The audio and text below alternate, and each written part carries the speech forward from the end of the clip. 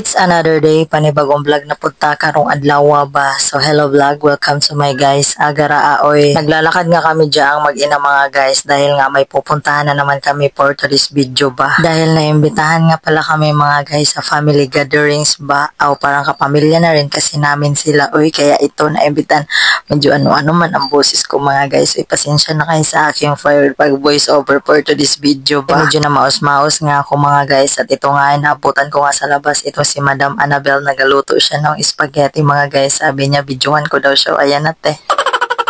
At ayun nga mga guys, umasok na kami agad-agad dito sa loob ng Villa Resort. At ang ganda nga pala talaga ng inupahan nila dito na Villa ba. Mag-video-video din tayo dito sa mga pagkain mga guys. Oy, warm up pa lang yan mga guys. Merienda pa lang yan. Tapos ayan nga si Wajik-Jik ay lumangoy agad pagkadating namin kanina mga guys. Ayan na, basa na siya.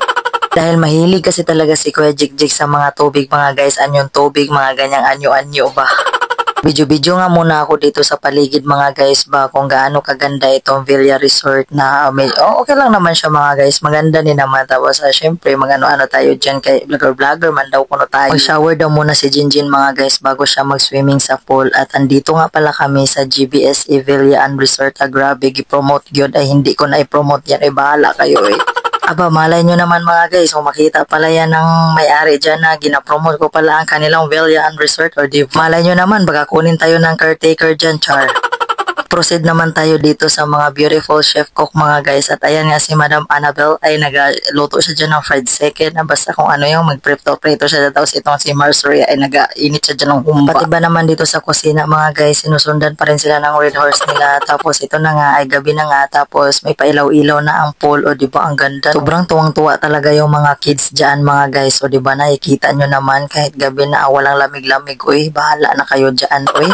Then sa wakas mga guys, dumating na rin ang isa naming kumare. Kanina pa kami nag-aantay sa kanya ba. Nakompleto na naman ang tatlong kumare mga guys. Banding-banding na naman, pandagdag memories na naman. Tapos dyan nga mga guys, nagsayaw-sayawan na nga yan dyan. Sobrang happy dyan ba. Na talaga ang boses ko mga guys. Namamaos na ba. Tapos dito lumipat nga pa. Grabe naman yung kumare. Grabe na talaga, papaos na talaga itong boses ko. Mawawala na akong boses nito ba. Kung isa kong kumare, mahayain talaga yan siya mga guys. Ayan siya. Nilaino eh. Lisuda, mangitag kwarta mga guys sa Facebook ba. Unsaon na lang, bahala talaga. Magkadibawa. Nagkabinabaon na ako ang tingog diri ba. Huwag diring dapita mga guys. Grabe, hubog-hubog na dihang akong duha ka kumare. Tapos ako chill-chill lang. Tanawa ako sa kumare na di ba? Makarena girls, makarena. At dumating na nga dito si Victor mga guys at siya nga ang huling dumating kay ay galing pa naman din kasi siya sa duty mga guys. Uy, ay buti na lang talaga ay kinabukasan wala siyang pasok. Ayan mga kasali-sali ng puyat-puyat si Victor dyan mga guys kay ay wala man siyang pasok no. Tapos makatagay-tagay din siya dyan ng kaunti. Grabe talaga dyan mga guys kahit sa parking lot ang ingay-ingay pa rin namin. Buti na lang talaga hindi magkadikit ang mga bahay-bahay dyan ba kay bas iwan ko kung may kapit-bahay ba yan dyan.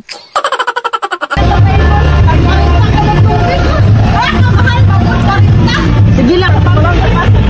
Ikaw bahala.